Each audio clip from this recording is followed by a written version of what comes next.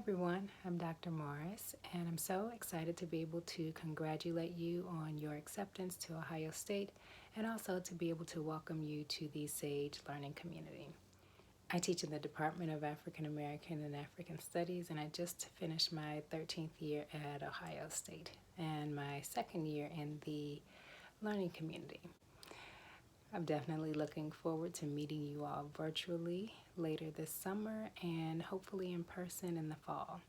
In the spring of 2021, you'll be taking Intro to African American and African Studies with me. In the interim, I'd like to share a little bit about myself.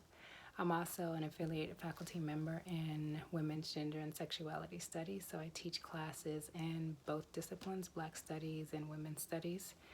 One of my favorite things to do, which shouldn't be a surprise, is reading.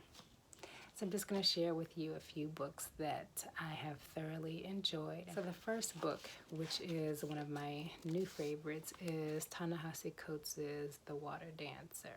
It's one of the best novels that I have ever read. And reading in general is one of the things that has helped me keep my sanity during this shelter at home place and the transition from in-person classes to online teaching and homeschooling.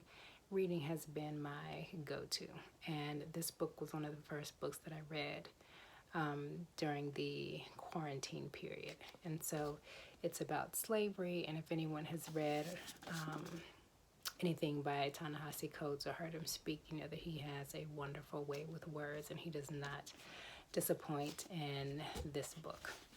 The book I'm currently reading is a memoir, Sweat the Technique by Rakim, from Eric B. and Rakim, one of the greatest rap groups in the history of the genre.